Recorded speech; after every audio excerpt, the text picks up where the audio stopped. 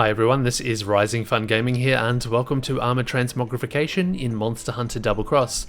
So what is Armour Transmogrification, or Transmog for short?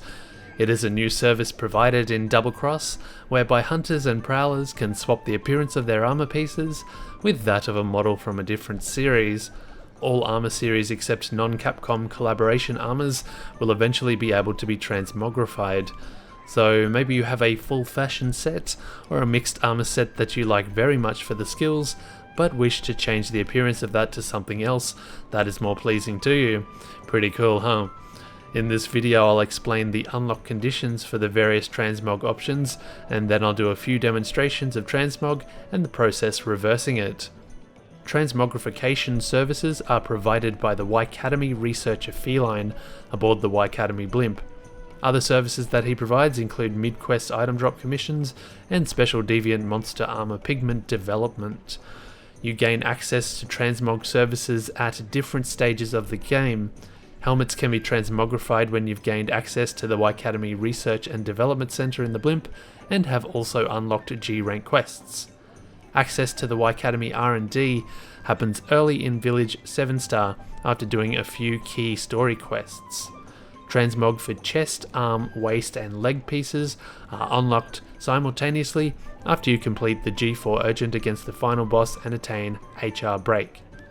At this point in time, you'll be able to transmogrify all armor except Deviant series because they have an additional unlock requirement which involves completing their full set of 16 quests. Now, Deviant quests in Monster Hunter Double Cross have 15 levels plus a final Super Deviant quest challenge.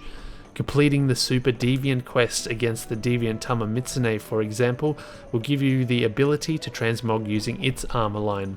So as you can see, this along with the Deviant armor pigment rewards are some of the endgame grinding motivators.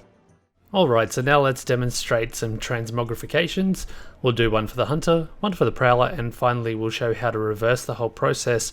But your first port of call will be here at Horn's Tavern with Milsey, the little guild girl.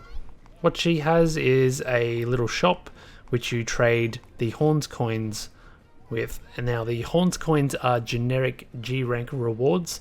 I believe you get them at the end of every single G-rank quest. She's got various items which you can trade, but the most important things for the transmog process are these first 7 here. Going down the list, we've got transmog materials for the helmet, chest, arms, waist and legs, and then for the head and body of your feline friends. For some reason the cost for the chest is 2 Horns coins versus the 1 of the rest of them. We'll just buy a stack of all of them. Get nice and flush, ready for the transmogs. You do not need a stack for a single transmog, but I'm just stocking up for the future, I guess. Now it's off with us to the Academy R&D. We're going to be talking to the Scholar. One of his services is the transmog, obviously. Okay, so middle option here, straight to the transmogs. 2 points we will cover before we get into it. First point is you'll notice that as we go through, all the weapons are sort of darkened out. That's to highlight the fact that transmogs for weapons are absolutely not a thing in this game. It's not something you unlock at some later point. There's no secret method to do it. It's not a thing. It's purely a feature for armors. The other thing that will also highlight is the fact that my Deviant armors over here are darkened out. As I said earlier on in the video, you're not going to have access to Deviant transmogs at the same time that you unlock the rest of the armors, just for the normal series and stuff. It requires some extra work, namely the defeat of the Super Deviant version, the 16th quest, and you unlock these individually. You'll note that one of these guys are not darkened out, and I'll just bring up the bottom screen so you can actually see it down below. You might see this fun looking helm. It's for the Deviant Mizutsune. As I have defeated its Super Deviant version, we now have the right to transmog to and from this armor should we choose to. Okay, so we'll just zoom our guy out again. And we can see that we've got quite an ugly looking mix set. So let's finally be able to do something about this. Thank you, Monster Hunter Double Cross. Thank you, Capcom. Let's go ahead and do it. So we're going to go from our PS item, and we're going to change this into the Damascus R, one of my favorite looking sets. So the first thing that you choose is obviously what you're wearing. You can also do this if you're wearing that piece of armor at the time, which is nice. Second thing we're choosing is the Damascus R. Now on the bottom screen there's a little confirmation down there. It's telling us that we need 13 of these transmog materials that we just bought off Milsey and 13,000 Zenny. We'll go ahead and do it, and you'll see that the Damascus R piece has now been transmogged into, fused into that piece, and there's an empty slot in my item box. And you'll also note that on the top left hand of the top screen that our armor icon now has this contrast or contoured color from blue down to yellow. It looks like that for all transmogged armors. The name of it will flash between a purple and a red name. The red name is the original piece, and then the blue name is the aesthetic piece, so Damascus R.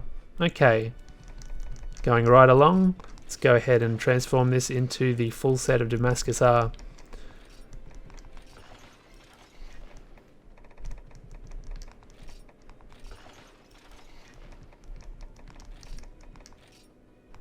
And we're done. And you'll see that our hunter is resplendent into his beautiful Damascus R, and there's no coincidence that I equipped this particular charge blade because it matches extremely well with the colors of the cape. So I'm loving it. Next thing that we're going to look at is the Prowler. We'll go ahead and change into my little healing cat, Good Gravy. What we're going to be able to do here is show an example of transmog into deviant stuff. We'll be going from the Lao gear, which I love, and I'm not going to save the game when I transmog this because I don't want to do this. I just want to do it for demonstration purposes only. Okay, third option down is the transmog options for your Palico friends. We'll go ahead and choose the Lao helmet. And now we're going to grab the deviant Mizutsune. Boom. Okay, same for the chest. And we're done. That's pretty simple. We've got our cool looking deviant Mizutsune Prowler guy. Looking really, really cool. Alright, so last but not least, let's show how to reverse the process. Now in reversing the process, you're not going to get back the materials you used to transmog it in the first place, and you're not going to get back the Zenny that you spent. So just be careful when it comes to doing that. We'll choose this set.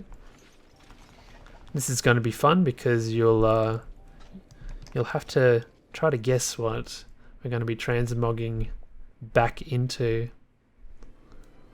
So you'll see here that I've got the Rathalos S series. I wonder what's hidden beneath. Let's do the Transmog Reversal. Okay, second option again. This is what's currently equipped. So simply press A on it, confirm.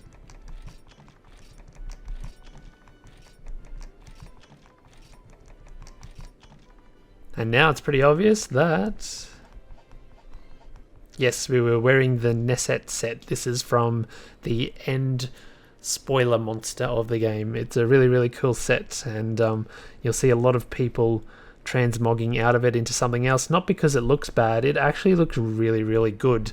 But so many people wear it, I think people's motivations to try out the transmog on this set is really, really high. But that's going to do for the video. Hopefully it's answered lots of your questions regarding transmogrification in Monster Hunter Double Cross. If you have any questions that were not answered here, feel free to ask them down below. My name's RisingFunGaming. As always, thank you so much for watching, and we'll see you guys next time. Goodbye for now.